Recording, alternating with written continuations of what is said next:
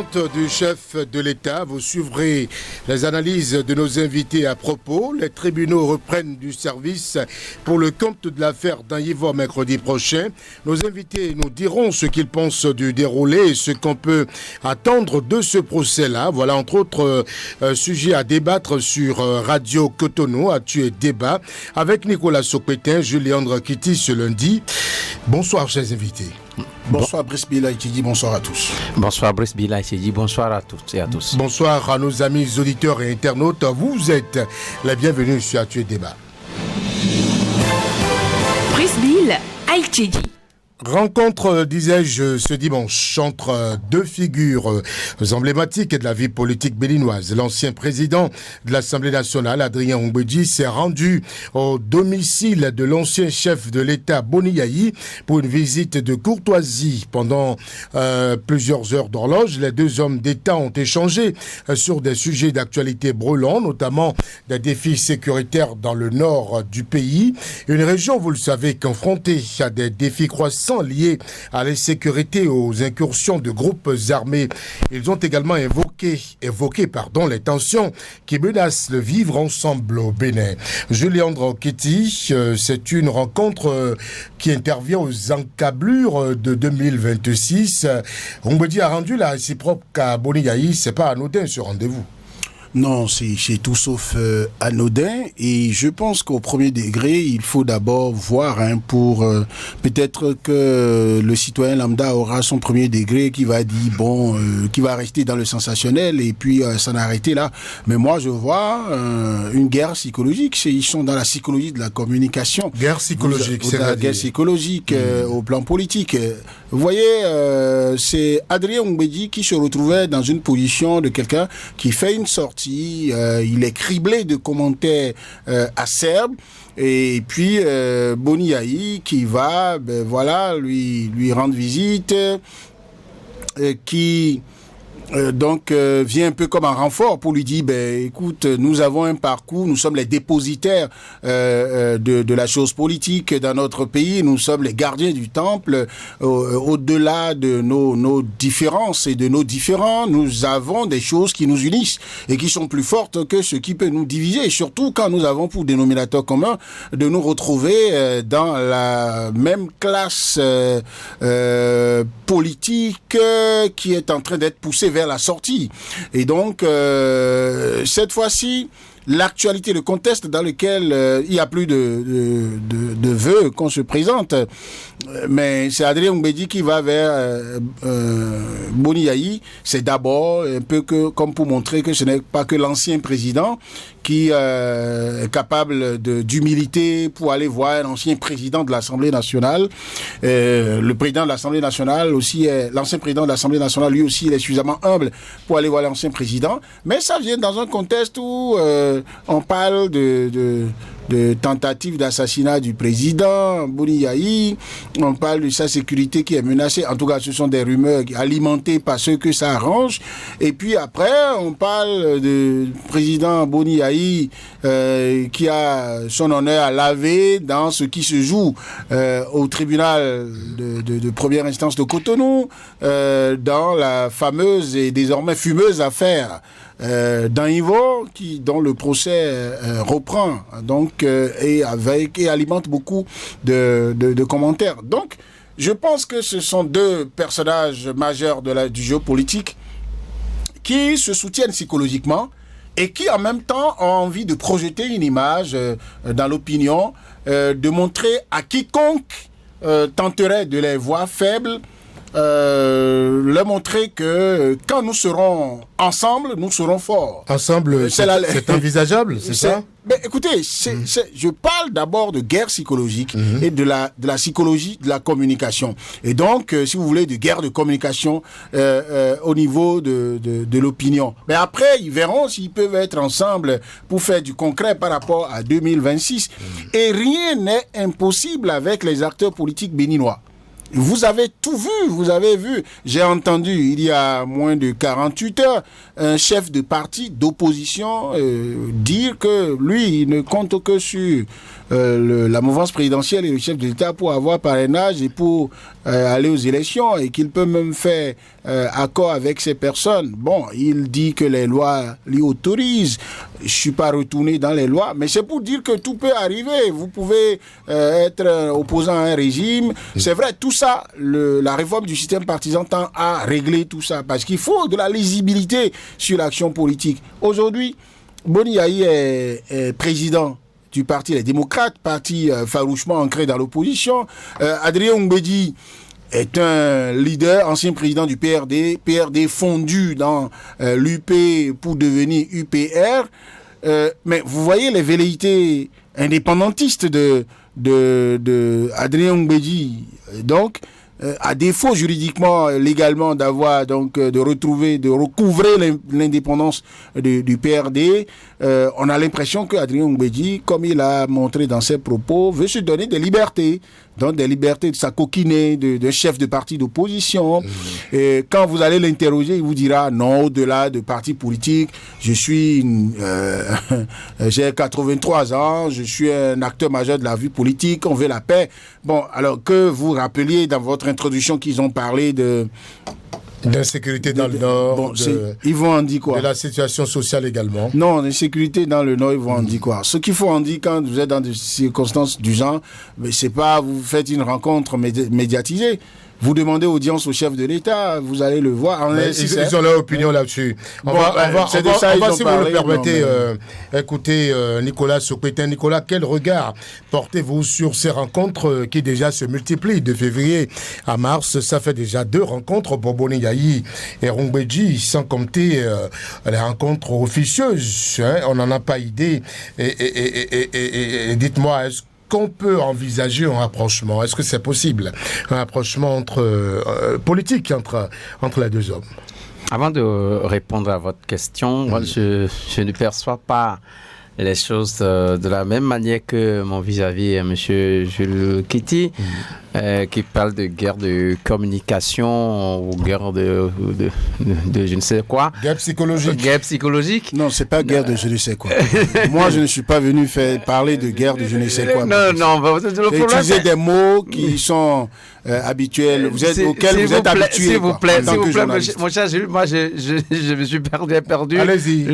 Sur quel point n'êtes-vous pas d'accord? Non, je ne suis pas d'accord parce que, au fait, ce sont 2 personnalités qui ont souci d'une cohésion sociale qui doit être au-dessus de tout, au-dessus des considérations politiques, politiciennes. C'est la cohésion qui les préoccupe, c'est ça? Moi, je pense que... c'est la prise de pouvoir? Non, mais sinon, pour la prise de pouvoir, ce n'est pas... Oumbédi n'est pas du même bord politique, en tout cas, jusqu'à preuve de contraire. C'est en cela que je demande si c'est possible. C'est pour ça que je dis, je ne suis pas d'accord avec... D'abord, il faut que... Parce qu'effectivement, il y a une chose quand même que M. Jules a dit et dans son intervention, dans son développement, qui, ma foi, devrait être ce qu'il faut considérer dans ces visites ou de visites entre des hommes d'État. Je pense que, au fait, les 2 hommes sont préoccupés par la situation actuelle du pays. L'insécurité au nord, vous l'avez signalé. Mais plus loin, ce qui nous attend en 2026. Alors, si Oumbédi pense que la cause que Yayi Boni est en train de défendre, il faut l'aider à trouver les voies et moyens pour s'en sortir. Qui sait si Oumbédi pourrait trouver les bonnes manières ou les bons mots pour aller convaincre le chef de l'État par rapport à ce que le chef de l'État a comme position actuellement vis-à-vis du code électoral. Parce qu'il parle de non-compromission. Alors, si Oumbédi pense qu'il faut travailler... Mais si le président Oumbédi a les moyens de chuchoter à l'oreille du chef de l'État, pourquoi ne l'a-t-il pas fait le 2 février, je crois, dernier? Moi, je pense que ça doit être un travail de longue haleine. Et donc, ces visites-là ne sont pas des visites forcément pour... Parce que ça, c'est aller trop vite en besogne que de trouver ces visites-là déjà une façon de se rapprocher les uns des autres pour s'acoquiner à la fin. Un peu plus d'un mois, ça fait 2 rencontres maintenant. Mais Oumbedi n'est pas le seul à qui Yahya Boni avait rendu visite et ces visites-là aussi, Yahya Boni récemment s'était retrouvé encore de vue la période également. Non, Nicolas. Mais mon problème, c'est qu'il y a problème actuellement dans le pays.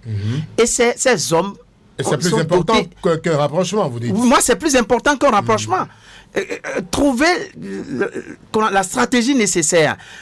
Oumbedi peut communiquer avec le parti de son parti UPR, puisque jusqu'à présent, il continue d'être membre de ce parti et il est encore un acteur majeur de ce parti. Vous ne pouvez pas aujourd'hui écarter Oumbedi d'une certaine zone. Est-ce qu'il a obtenu l'aval du parti avant de se rendre chez Il n'en a pas besoin. Ah bon? Vu d'ailleurs son statut social.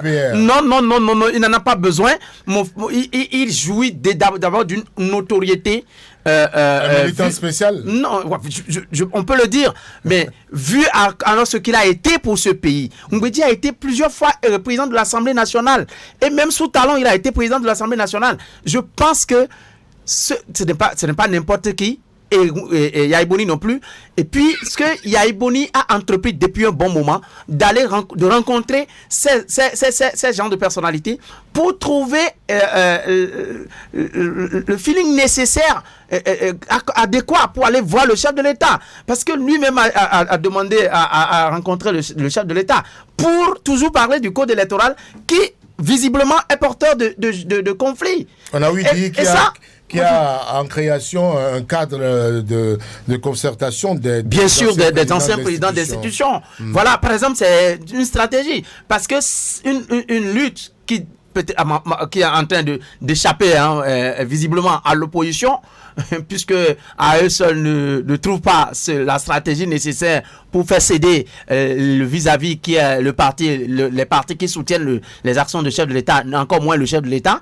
Donc, peut-être un creuset pareil de réflexion peut encore davantage amener à faire réfléchir autrement les hommes du parti des partis de la mouvance, et pourquoi pas aller voir le chef de l'État, parce que au fait il y a quelque chose que nous ne percevons pas dans nos analyses. Laquelle? Moi, vous avez invité récemment un confrère avec qui j'ai été en débat, qui parlait d'expérimentation de la loi, du code électoral. Et la réponse que je lui avais donnée, je dis, mais on n'expérimente pas quelque chose qui va conduire au conflit, et après, vous allez vous entendre pour corriger, alors que vous avez déjà créé des victimes. Des victimes que vous ne pourriez même peut-être pas réparer, dont les dommages ne peuvent pas être réparés. Que l'heure est grave et il faille se cendre les reins. Pour moi, c'est ça. C'est-à-dire qu'il y a quelque chose de grave qu'on ne perçoit pas. C'est-à-dire que si en 2026, on fait en sorte que un parti de l'opposition, comme on a fait en 2019, où aucun parti politique de l'opposition n'était allé à l'Assemblée nationale, et qu'on tente encore de refaire les mêmes coups en 2026, et que ça se passe mal. Alors, les victimes, jusqu'à aujourd'hui, paix à leurs âmes, mais qui s'occupe de leur famille?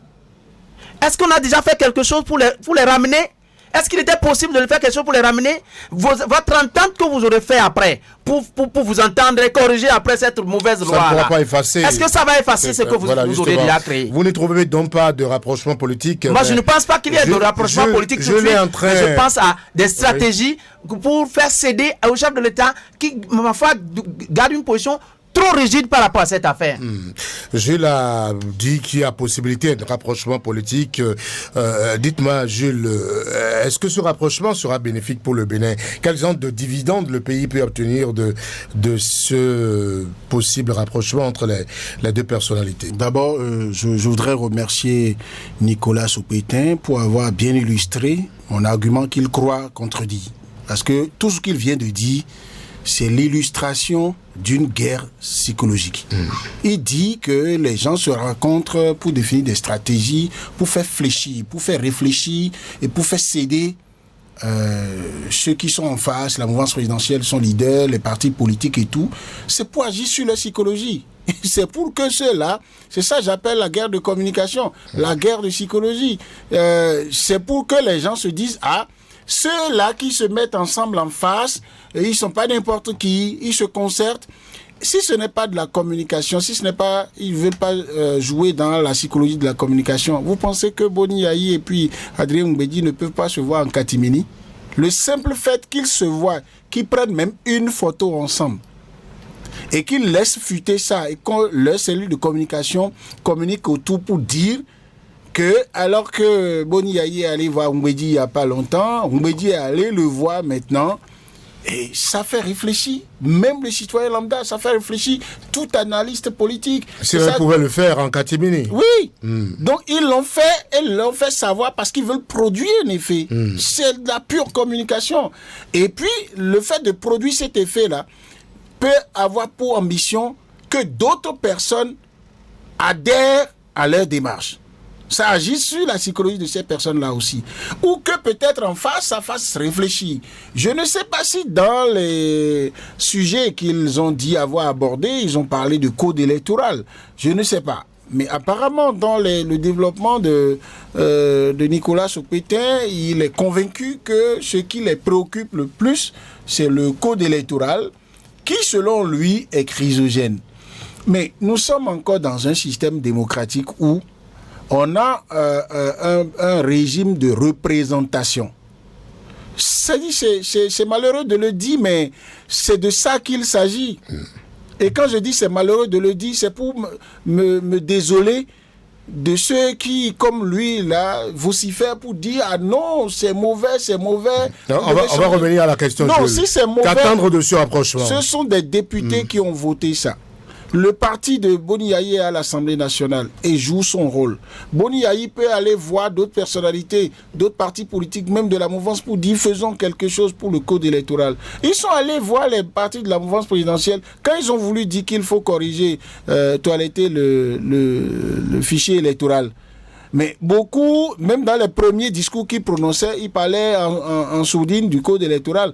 Mais quand après, eux-mêmes se sont entendus pour dire ça ne concerne pas le code électoral. Le président du comité qu'ils ont mis, qui est de la société civile, Jean-Baptiste Elias, était devant le chef de l'État. Il a dit, il a juré que, en tout cas, le chef de l'État n'a qu'à s'assurer de ce que le travail qu'eux veulent faire jusqu'au bout là, ça n'a rien à voir avec le code électoral. Alors, le rapprochement, ce que ça peut amener. Je voudrais réitérer d'abord que des acteurs politiques ne se voient pas à visage, ne se voient pas et le font savoir pour rien. Il y a forcément un effet à produire. Et je vous ai dit, le fond, quand vous interrogez l'histoire politique du Bénin, même de 1960 à aujourd'hui, je ne parle même pas de 1990 à aujourd'hui, 1960 à aujourd'hui, même quand il y a eu parti unique, vous avez eu des gens qui étaient dans l'opposition, qui un matin se sont retrouvés avec Kérékou. Quand on a amorcé le renouveau démocratique, mais vous avez des gens qui entrent... Comment expliquez-vous qu'entre deux tours d'une élection, des gens qui sont dans des camps diamétralement opposés se remettent en place? Notre processus démocratique était encore en train de se parfaire. Je dis qu'il y a 48 heures, j'ai entendu un chef de parti, le président de FCBE, qui a dit des choses qui montrent que, bon, parti d'opposition, lui, se lève demain, il peut aller voir le mouvancier, pas de souci. Pour négocier. Alors que Adrien Oumbédi, quand vous, subitement, au même moment, vous dites qu'il est libre, il est un militant spécial, il est quelqu'un qui peut se donner toutes les libertés, alors que la réforme du système partisan, et alors que le fonctionnement même d'un parti politique veut que le principe de discipline de groupe soit respecté. Il ne parlait vers Oumbédi en tant que membre qu'on appelle-t-on d'un parti. Il est allé en tant que personnalité du pays, politique du pays, en tant que citoyen qui rend visite à un autre citoyen. Cela a été dit. Cela a été dit où? Parce que quand ce n'est pas précisé comme ça, ce que toute personne sensée, tout analyste pointu doit retenir, c'est que c'est le président... Attendez. Il n'a aucun poste de responsabilité dans le parti politique. Même si vous venez d'utiliser comme argument qu'il est fortement ancré dans l'UPR. Il est une Non, personnalité. c'est pas moi qui l'UPR. l'ai dit, c'est vous qui avez dit. Moi, je parle de Ah, non, personnalité. C'est vous Non, qui lui, avez. lui, c'est vous qui avez- celui qui anime l'émission peut témoigner de ce que vous avez dit tout à l'heure, Oui. que Rumbedi n'est pas n'importe qui dans UPR. Non, On doit l'écouter. Vous venez de le dire, je suis pas sourd. Ok, d'accord. Je suis pas amnésique. Pas Bon, alors, pour quand dire vous- que quand- il est dans un poste dans un bureau politique du parti qui. On n'a pas besoin d'être dans le Mais bureau au avant moment de où- respecter dès la que discipline vous- du groupe. Dès que vous dites La que c'est... discipline de Oui. groupe à Parce que ce c'est là- niveau, Oui. la discipline de groupe à ce niveau, ce n'est pas de ça qu'il est question parce que qu'on appelle-t-on, même le président Adrien Rumbedi n'a pas rendu visite à Yaïboni comme membre ou citoyen ou membre d'un parti politique. C'est comme un citoyen qui a rendu visite à un ami, à un frère. Moi, je pense que c'est dans ce cadre qu'il faut analyser les choses. Ce n'est pas, il aura besoin de... Si vous partez au nom de l'UP, ce n'est pas évident qu'il soit seul. Oui, mais S'il devrait aller vers un parti politique, n'est Bon, pas quand aller il a vers un voulu parti parler, politique. quand il a voulu parler dans son jardin pour critiquer la gouvernance, Ouais. bon, vous pensez que dans l'analyse politique, ce qu'il a dit là, on va le prendre comme citoyen qui a parlé en éloignant de lui tout le manteau de membres de Non, l'UPR. C'est pas Bien possible. évidemment, c'est pas possible. C'est de la même manière qu'Adrien Oumbédi ne peut pas rencontrer Boni Yahi et on va analyser ça en écartant le manteau de membres de l'UPR. Ce n'est pas possible de Et c'est faire pas pour l'analyse autant politique qu'il faille qu'il ait une autorisation du parti avant d'y aller. C'est pas pour autant. Oui, mais le parti s'occupe. Moi, c'est vous qui êtes dans les injonctions. Mais ce qu'on est en train de dire là, vous semblez dire tout Pas ce une qui. discipline, vous parlez de discipline de groupe. Oui. Qu'il aurait dû avoir une autorisation avant d'aller rencontrer Yahi. Et je dis non, il n'en a pas besoin. Prenez un autre. Prenons Charlemagne Ronfort par exemple. Charlemagne Ronfort. Écoutez-moi, Oui. est-ce que c'est un militant de l'UPR, je dis n'importe quoi, Christelle Rondanoubo par exemple, peut se rendre chez Aïboni comme ça, à faire au vu de tout le monde. Mais justement. On l'aurait rappelé à l'ordre, non? Justement, c'est pas possible parce Est-ce que que c'est possible ils n'ont qu'on pas les rappelle mêmes Ronfort statuts alors sociaux.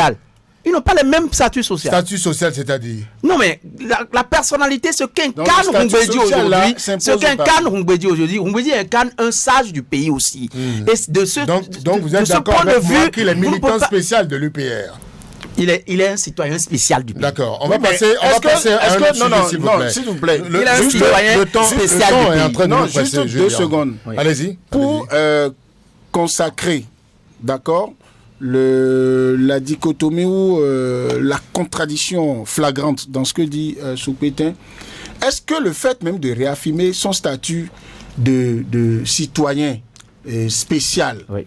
de personnalité sociale importante, donc quelqu'un de plus ou moins plus libre Oui, que les autres, oui. est-ce que ça là ne fait pas penser, ne fait pas présager d'une plus grande facilité de rapprochement aux effets politiques que même si on lui prend son statut de membre de l'UPR? C'est même quand il n'a pas le manteau en fer de membre de l'UPR que c'est encore plus facile pour lui Il a plus de de liberté après. rapprochement. Et puis, à quelques encablures d'une élection présidentielle, des élections communales, des élections législatives, il serait complètement naïf au plan politique, dans l'analyse politique, de penser que Boni Yahi et Adrien Oumbédi vont se rencontrer sans mai 2026.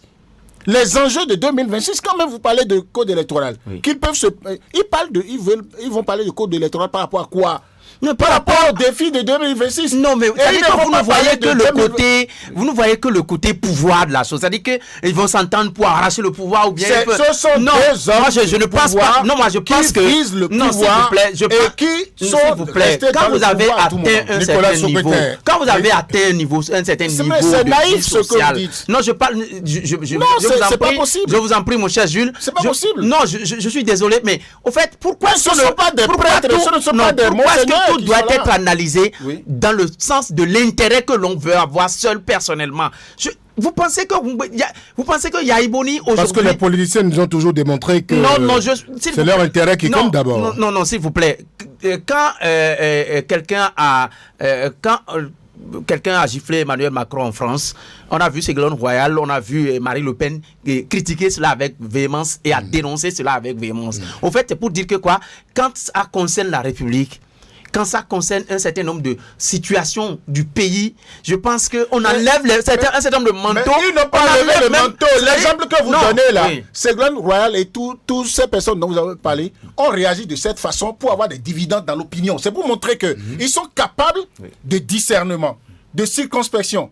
Parce qu'ils savent que celui qui a giflé Macron, tout de suite, qu'on le connaisse ou pas, les gens vont dire c'est quelqu'un qui est partisan de ceux qui sont contre Macron. Écoutez-moi bien. Je l'ai juste dit pour dire que quand ça ne joue pas contre eux, ils se positionnent. Mais pourquoi vous ne voyez pas le côté social de la chose? Ceux dont vous parlez, ils ne Pourquoi sont vous ne pas voyez dans le pas? social. Non, je suis désolé. Yahi Boni ne courait pas seulement parce qu'il veut arracher le pouvoir talent, mais parce qu'on a vécu une situation déjà précédemment. Et que cette situation-là, pour rien au monde, en tant que quelqu'un qui a exercé le pouvoir et qui a vécu tout ça sans avoir eu ça. Vous avez vu Boni Yahi président? Vous étiez béninois? Mais moi, je n'ai jamais vu autant de Yahi Boni. Ce qui s'est passé en 2009, je n'ai jamais vu ça. Nicolas, donc pour vous, en fait, les deux hommes peuvent se rencontrer sans parler de 2026.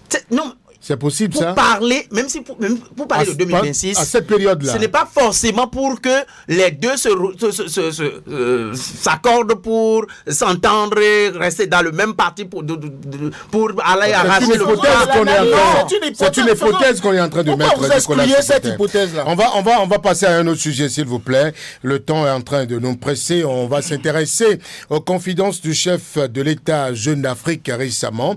Vous avez sans doute lu les propos rapportés du chef de l'État Patrice Talon dans ce journal. Plusieurs préoccupations ont été abordées. Nicolas Soukoutin, je vais rester avec vous. Quel est le regard que vous jetez dans l'ensemble sur ce condensé de propos, cette interview de Patrice Talon? Vous allez lire ça?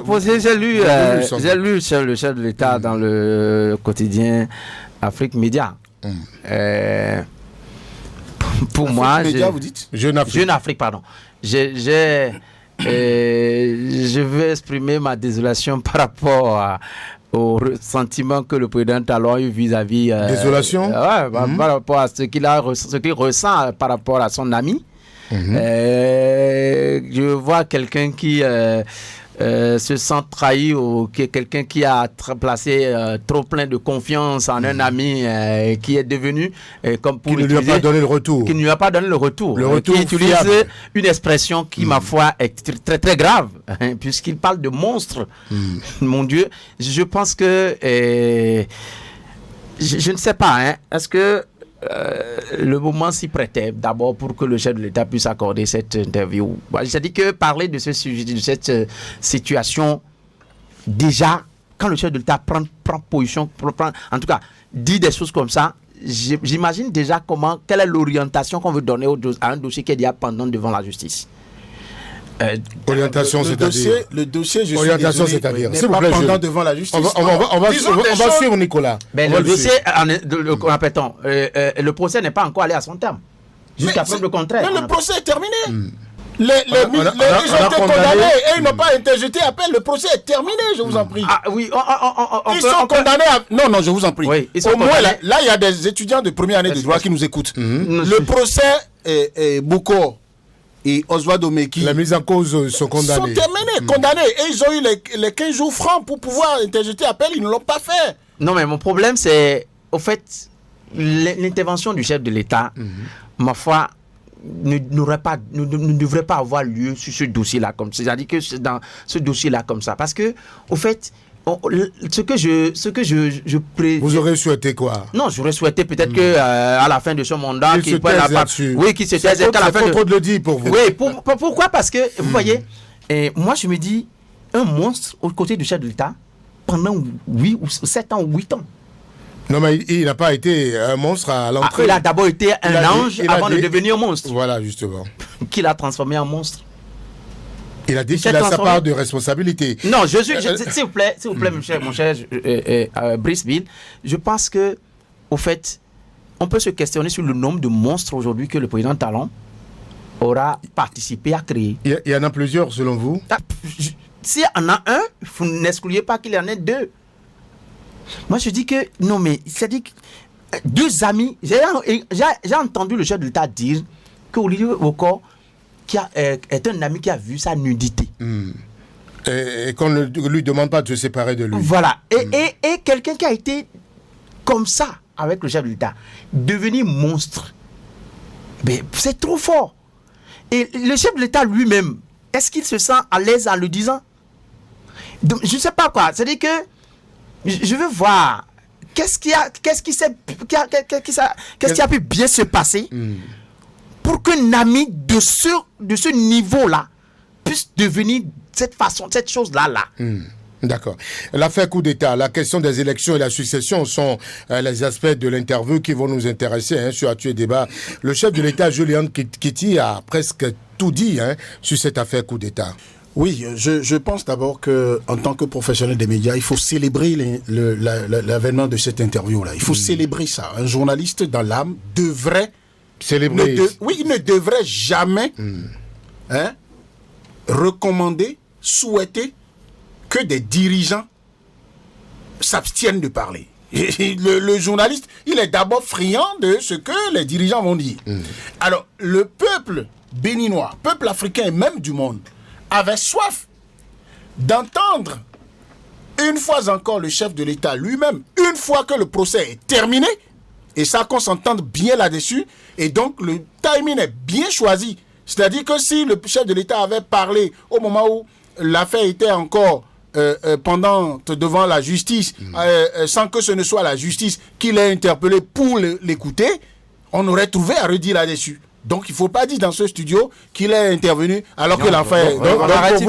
Deuxième chose. Pour vous, le moment il est propice. Le moment il est propice parce que... Allez à la deuxième chose. Le moment il est propice parce que les sujets qui ont été abordés sont des sujets qui préoccupent. Lorsqu'on parle de cette affaire-là, jusqu'à faire le procès, on n'avait jamais entendu... Même il y a un avocat qui a souhaité que la justice entende le chef de l'État. La justice a le droit d'entendre qui elle veut. Ça n'a pas été fait. Mais vous savez pour combien de personnes ça paraît croustillant que d'entendre Patrice Talon lui-même là-dessus. Qu'un chef d'État, quelqu'un qui est dans ce rôle-là, en vienne et que, merci à François Soudan, qui a quand même qui est un vieux de la vieille, réussit à soutirer à ce chef d'État des confidences qui frisent donc l'expression des sentiments d'un être humain. C'est pourquoi je dis souvent les chefs d'État, les dirigeants, ils sont des êtres humains aussi, ils sont des hommes comme nous. Il y a des choses qu'ils vivent dans leur chair et pour les amener à exprimer ça, je pense qu'il faut être très futé en interview de grande facture. Une fois encore, je célèbre. Mais non, dans ce que le chef de l'État a dit par rapport au fond, je pense qu'il faut également faire un travail au plan syntaxique sur les mots utilisés, la phrase Olivier Bokor était un ami, un frère. Il est devenu un monstre. Et il a, le chef de l'État béninois, l'honnêteté intellectuelle, le sens de répartie, pour dire que c'est lui-même qui, sans l'avoir prévu, en a fait un monstre. Et comment il en a fait un monstre? Le journaliste a eu l'intelligence professionnelle de lui poser la question. Et il a donné des exemples. Il a dit, voilà quelqu'un à qui, au regard, à l'aune de la confiance, du degré de confiance que j'ai en lui, je lui faisais faire des choses, gérer certaines situations pour moi, et il me rendait compte. Mais lui, en face de ceux vers qui je l'envoyais, il montrait que c'est lui qui faisait. C'est lui qui organisait. Et comme je lui fais confiance, et même quand je prends... Il y a certaines décisions... Cela est normal. Vous trouvez cela normal? Attendez, c'est une autre étape. D'accord. Vous voyez, c'est une autre étape. Dans l'analyse, là, vous prenez les faits d'abord, vous les analysez, le pourquoi de tel ou tel fait et geste. Maintenant, votre avis personnel... C'est là, je trouve que ça ne devrait pas venir. Oui, mais mon frère... C'est là, je trouve que, au fait, ici... Parfois, vous contestez, ce sur quoi on ne vous conteste pas. Ici, je dis, vous avez le droit de donner votre point de vue, mais ne dites pas que ça, là, c'est le fait que quelqu'un vienne faire un peu comme des confidences pour dire, j'ai trouvé... Vous savez, quand vous avez confiance jusqu'à un degré donné, vous pouvez confier à un frère, à un ami, des choses que vous ne pouvez même pas confier à un ministre que vous avez nommé. Bon. Est-ce que Léandre, est-ce que cet aveu du chef de l'État ne va pas, par exemple, à l'encontre de ce qu'il avait dit? Parce qu'il a signifié clairement qu'Olivier Bokor gérait plusieurs dossiers de l'État. Il lui faisait des propositions de cadres à nommer. C'est lui qui venait avec qui s'occupait des CV et tout ça. Alors qu'entend le chef de l'État avait confié que Olivier Bokor ne s'occupait rien dans la République, qu'il ne connaît pas la couleur de la salle du Conseil des ministres. Je ne trouve absolument rien de contradictoire en cela, parce que les mots qui ont été utilisés ont un sens. Que Olivier Bokor ne connaisse pas la couleur de la salle du Conseil des ministres, dans le langage, dans le discours public, c'est pour dire il n'a pas fonction officielle, n'est pas ministre, il n'est pas secrétaire d'État, il n'est pas secrétaire général du gouvernement. Il n'a pas de fonction officielle. Très bien. Alors, que pendant qu'il ne connaît pas... Mais il s'occupait de choses bien que quelqu'un qui a une fonction officielle. Attendez. Pendant que ça se passe comme ça, le chef de l'État dit ça, que le chef de l'État lui demande de lui faire des propositions de personnes à nommer en offre, argumenter ça, et qu'il lui commande. Un chef d'État est autorisé en offre. Ce que Patrice Talon est en train de dire aujourd'hui, c'est des confidences. Et le mot confidence à son sens, ça veut dire c'était des choses qu'il vivait. Quand un chef d'État nomme quelqu'un, il y a des discussions qui sont menées dans l'ombre. Et les discussions ne sont pas menées seulement avec des gens qui ont des fonctions officielles. Aucune loi n'impose ça. Mais un chef d'État, pour nommer quelqu'un, peut aller discuter avec son épouse. Il n'y a pas fonction d'épouse du chef de l'État dans la Constitution. En tout cas, donc, attendez, oui. Qu'il discute avec son épouse, qu'il discute avec son enfant, qu'il discute avec son ami, qui n'a pas une fonction officielle, mais que l'ami soit quelqu'un en qui lui croit, pour l'édifier, pour le conseiller, mais ça n'a rien de grave. Il n'a été jamais officiellement dit qu'Olivier Bokor est conseiller du chef de l'État. C'est scandaleux ce que vous dites. Est-ce que non, tous les conseillers du chef de l'État, est-ce que tous les chefs de l'État... Il y a des conseillers officieux. Si un oncle du chef de l'État... Il y a des conseillers officieux qui gèrent mieux, En fait, moi, ce que je reproche à cette interview, et ça je l'ai dit en parlant du timing, c'est dit que... Non, sur le timing, arrêtez ça. Parce que ce que vous dites ne tient pas. Pourquoi vous pensez que c'est la fin de... Moi, citoyen lambda. On va l'écouter. Moi, citoyen lambda. Je vous redonne la parole tout à l'heure. Un ami qui parle d'un ami qui a été jusqu'à ce niveau-là, qui avait des responsabilités aussi lourdes. Quelle est la responsabilité qui est de la nomenclature, qui est de nommer des gens, qui est de proposer des Olivier Bokor ne nommait pas. Ah, mais s'il vous plaît, le chef de l'État a dit qu'il était celui qui faisait des propositions et qui gérait des choses à sa place. C'est constitutionnel, ça. De sa sécurité personnelle. Mais il a parlé même du renseignement. Le chef de l'État a parlé même du renseignement. Mais on n'a jamais vu nulle part dans un acte officiel, comment appelle-t-on ce rôle-là de Olivier Bokor. Je me dis que le chef de quoi? Moi, ce que je tire de ceci. Pourquoi vous voulez? Dans quel pays, par exemple, le personnel des renseignements, ça existe quelque part? Non, ce que je tire de ceci, c'est que la seule personne que nous avions élue, c'est le président de la République. Mais il se fait que nous sommes gérés par d'autres personnes que nous ne connaissons pas. Et là, c'est dommage. Au fait, c'est un peu comme ce que l'autre dirait, je suis pas responsable, je suis responsable, mais je ne suis pas le coupable. Et ce genre de choses, il faut qu'on arrête avec ça. C'est-à-dire que un monstre aux côtés du chef de l'État, moi je veux, c'est-à-dire que qu'on dise que c'est un ami, un ange qui soit devenu monstre, mais en tant qu'ami, vous auriez su ce côté négatif de votre ami, et de ne pas avoir une si grande confiance à un ami. Alors quel est alors le degré de comment appelle-t-on de la responsabilité de Olivier Bokor dans beaucoup de situations qui nous est arrivé? Qui sait? Alors Nicolas Soukoueté, on sait qu'en amitié, tout peut arriver comme tout peut se refaire. Des excuses voulues, le chef de l'État a dit qu'il attendait des excuses qui ne sont pas venues. Est-ce qu'on peut envisager une possibilité une possible grâce? C'est possible? Léandre. Non, bon, je trouve tout aussi scandaleux que vous-même, que vous sautiez de là-bas pour venir me demander s'il peut y avoir grâce. C'est pas le plus important. Non, de ce qu'on est en train de dire de très scandaleux dans ce studio. est-ce que le fait que quelqu'un dise qu'un ami l'a trahi, que ça devienne un événement pour des gens qui ont été à l'école, c'est grave? Parce que, non, vous ne pouvez pas dire que vous êtes offusqué par le fait que la trahison existe dans le monde. Vous ne pouvez pas, pour quelqu'un qui dit un ami m'a trahi, je lui ai fait confiance, il m'a trahi. La responsabilité Vous lui dites, chef d'État, attendez, c'est vous lui dites que tu as fauté parce que tu as fait confiance en quelqu'un. Ouais. Tu as fauté parce que tu viens dire C'est qu'on une t'a faute. trahi. Ouais. Non, ce n'est pas une faute. Maintenant, quand vous parlez de responsabilité, vous utilisez des mots qui ont un sens et des contresens. La responsabilité et la culpabilité peuvent être ensemble, comme il peut y avoir une petite nuance là-dessus. Lorsque nous sommes ici, l'émission que Brice Bill est en train d'animer, il l'anime mal, il crée des problèmes. Il est coupable de fautes professionnelles, mais son rédacteur en chef est responsable. Et pourtant, le rédacteur en chef n'a pas été ici. Là encore, c'est dans un cadre où les deux ont une fonction officielle. Mais si il consulte quelqu'un qui n'a pas une fonction officielle dans la rédaction et qu'il fait mal, parce que c'est celui-là qui lui a dit « traite le sujet de cette façon », il assume. Ce que le chef de l'État est venu dire, à aucun moment, moi je n'ai vu quelqu'un qui ne veut pas assumer ce que Olivier Boko a fait, qu'il a fait faire à Olivier Boko. Il a d'ailleurs reconnu qu'il est responsable, pas de responsabilité. Ça pas de donc, celui qui dit j'assume, ça veut dire quoi? Si vous, en tant que citoyen, vous voulez porter plainte contre le chef de l'État aujourd'hui, si vous voulez faire recours contre lui pour dire, parce que dans notre constitution, il y a des fautes qui existent également qui peuvent être imputées à un chef d'État. Si vous pensez qu'il a commis une faute, vous n'irez pas dire, vous portez plainte contre Olivier Boko parce que c'est pas lui que vous avez élu. Donc, vous pouvez demander des comptes à votre chef d'État. Et à aucun moment, il n'a dit, il n'en a d'ailleurs pas l'allure, il n'a dit, je ne suis pas suffisamment garçon pour être responsable de ça.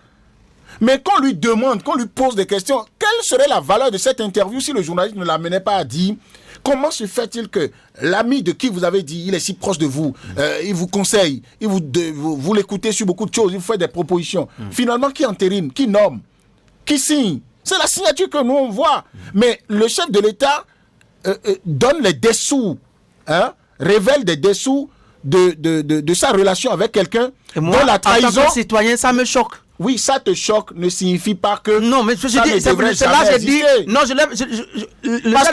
le chef d'État aurait pu quitter la fonction et qu'on interviewe sur une situation du genre et qu'il dise des choses comme ça. Moi, je n'ai rien à faire avec ça parce que... On va s'il vous plaît évoluer dans j'ai dit que nous avions jamais été gérés par un ami monstre aux côtés du chef de l'État que nous avons élu. Bon, on va évoluer dans les échanges. Il y a aussi qu'il faut qu'on amène un dictionnaire dans ce studio. Julian, monstre l'a utilisé dans plusieurs... Non, attendez. S'il vous plaît, on ne va pas s'attarder sur monstre.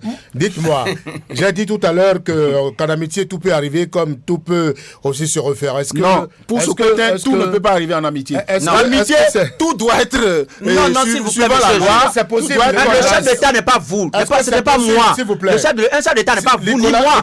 Moi, je peux avoir des amis. Le chef de l'État, lui, il est... S'il vous plaît, même Dieu ce que nous disons ici, ça concerne le futur chef de l'État aussi.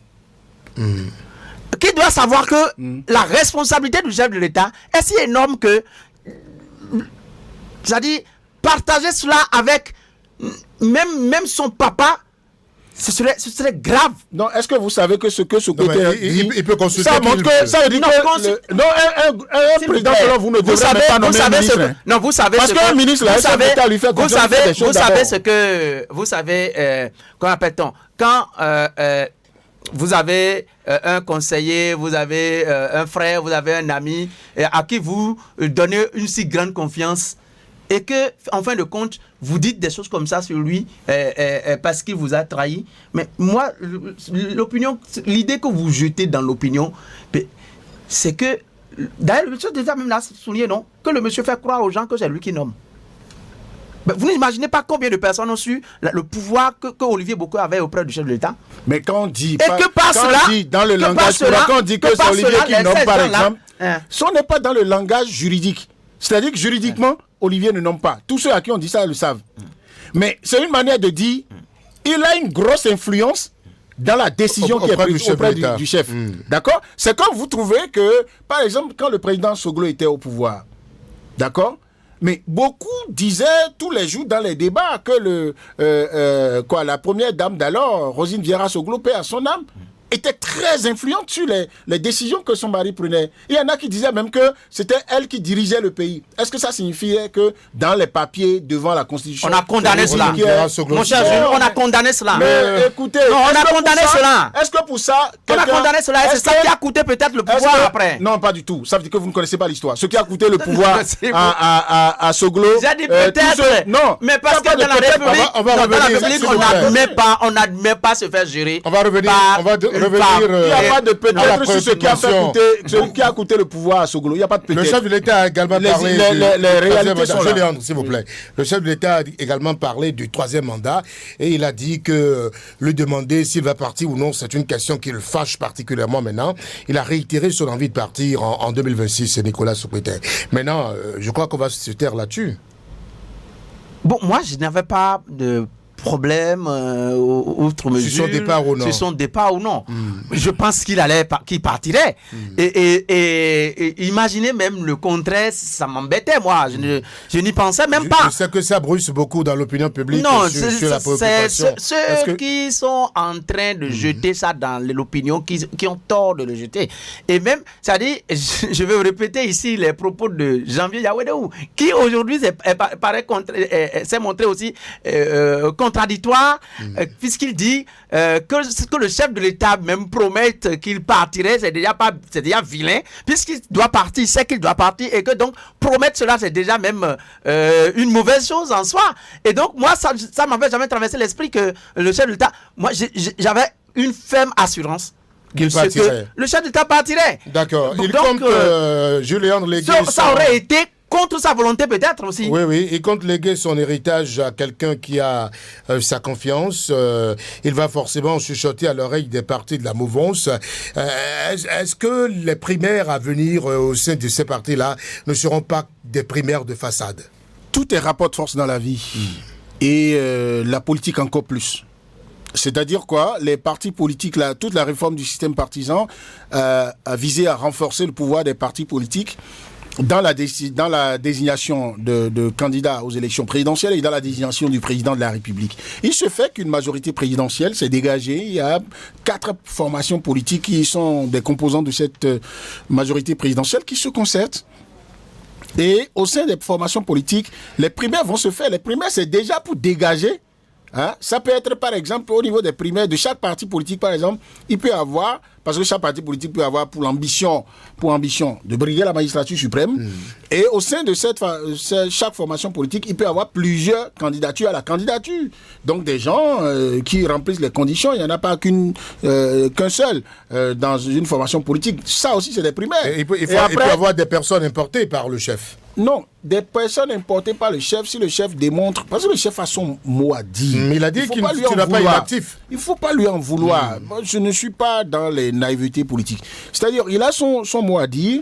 Et quand il dit que lui souhaite telle personne, il sait par exemple que l'une des premières conditions à remplir, c'est que cette personne soit membre d'un des partis politiques. Oui. Parce que cela respecte son truc. Donc, le chef de l'État sait les critères que lui-même doit respecter. Alors, quand il désigne, il suggère cette personne-là, il faut bien que les partis politiques là disent officiellement, ensemble, ou un des partis politiques dise, nous avons désigné telle personne officiellement comme notre parti politique.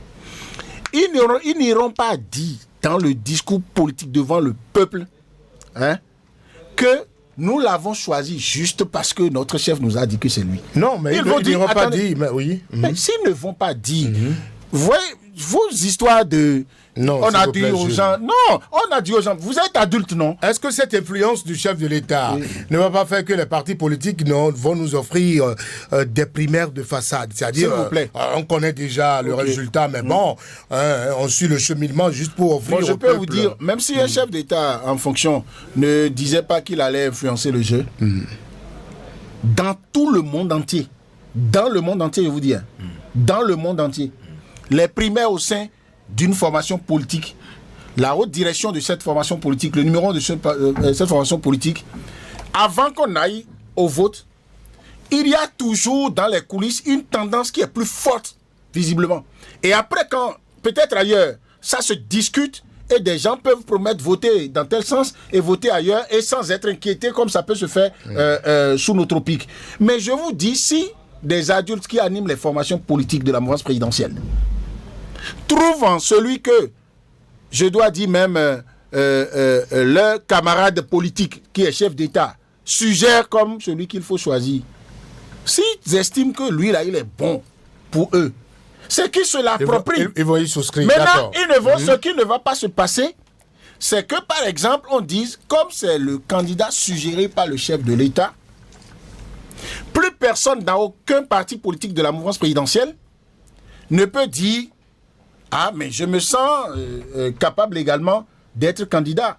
Et ça, quand on va permettre à quelqu'un de le dire, celui qui est désigné peut-être par le chef de l'État, pas élu, désigné par le chef de l'État, peut aller en négociation avec celui-là. Depuis les collèges, nous tous on a fait ce genre de jeux où il y a même des candidats. C'est en cela que je vous ai dit maintenant, qu'ils vont nous offrir comment des vous allez primaires démontrer, de façade. Parce que... comment vous allez démontrer moi je suis pas d'accord avec vous que d'avance vous appelez ça des primaires de façade. Pour moi, il n'y a pas de primaires de façade parce que si les primaires peuvent se faire même par acclamation, c'est-à-dire on s'entend, on fait tellement les tractations que un seul candidat même se détache en même temps. Pour moi, c'est pas primaire de façade, c'est que ça a été durement discuté. C'est déjà important. Maintenant, s'il y a des gens qui disent, ils sont là comme de parfaits crétins. On a dit, on applaudit, on ne réfléchit pas, on ne dit rien. Le simple fait même de ne pas y réfléchir là, peut les amener à désigner un mauvais candidat. D'accord. Alors que les chefs de l'État eux-mêmes, aucun d'entre eux n'a intérêt à désigner un mauvais candidat. Ça veut dire que si le chef de l'État suggère quelqu'un dans les coulisses de la majorité présidentielle, on demandera au chef de l'État pourquoi vous avez proposé telle personne. D'accord. Patrice Talon il y aura quelque chose que vous aurez. Le président Patrice Talon a parlé, s'il vous plaît, de la possibilité que Boli Yaye, lui, se retrouve sur un même choix. Vous y comprenez quoi? Sur un même choix. Oui. Sur un même choix de candidat pour la présidentielle 2026. Je ne suis pas, en tout cas pour moi. Vous avez lu dans l'interview? Oui, j'ai lu, j'ai pas compris cette partie-là parce que le chef de l'État pourrait-il accorder son avis au parti de l'opposition et accepter le candidat de l'autre, de les démocrates, comme son dauphin? Je ne sais pas. Est-ce que c'est ce qu'il veut dire? Ce sera une grosse surprise si c'est le cas. Mais moi, y a la question que vous posiez à Jules. Jules a tenté de fuir, de dire la vérité. Ce que vous dites, c'est une réalité. Jusqu'ici, un peu plus d'un an des élections, qui est dans l'UPR ou encore dans le BR pour se dire lui peut être candidat? Qui l'a dit dans les démocrates? Vous avez qui l'a dit au niveau des démocrates? Il y a quelqu'un qui a levé le doigt au niveau de la démocrate. Il y a quelqu'un. Bon, non. Il y en a au moins deux. Il y en a au moins deux. Ça fait. Bon, il y a même deux. Bon, vous dites il y a quelqu'un. Il y en a même deux. Oui. Vous avez encore votre jugeote en place. Oui. Réussissez l'exploit dans ce studio de dire le nom d'un seul, pas mieux. Non, il y a Camille Seba, par exemple, qui dit qu'il négocie avec les démocrates. Ça signifie que Camille Seba dit qu'il est candidat des démocrates. Il n'est pas des démocrates. C'est pas la même chose. S'il vous plaît, il y a au moins un qui dit. Non, s'il vous plaît. Il y a récemment. Non, le nom m'échappe. S'il vous plaît, c'est pas des erreurs. Le nom vous échappe. Si c'était quelqu'un de sérieux. Non, s'il vous plaît. Le nom ne va pas vous échapper. Non, s'il vous plaît. Nicolas Socotin. Même dans le même. Nous sommes au terme de l'actuel débat. Donnez-moi 30 minutes. 30 secondes. 30 secondes. Je voudrais demander, pourquoi le chef de l'État n'offre pas l'opportunité de ces confidences à la presse nationale? Julien Kéti, dites-moi. Mais écoutez, en tant que professionnel des médias béninois, j'aurais souhaité que ce fût un média béninois de grande réputation ou donc le chef le minimise alors? Non, attendez.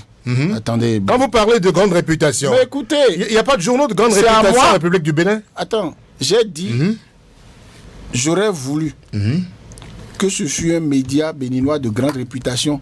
Ça signifie que je ne compte pas parmi les médias béninois. Vous aurez voulu, d'accord.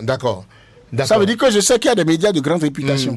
D'accord. 30 secondes pour finir. Maintenant, toutes les fois que moi, vous m'avez posé une question ici pour dire tel a posé tel acte, fut-il le président de la République? La question toute bête que je me pose, c'est est-ce que la loi l'autorise à faire ce qu'il a fait là?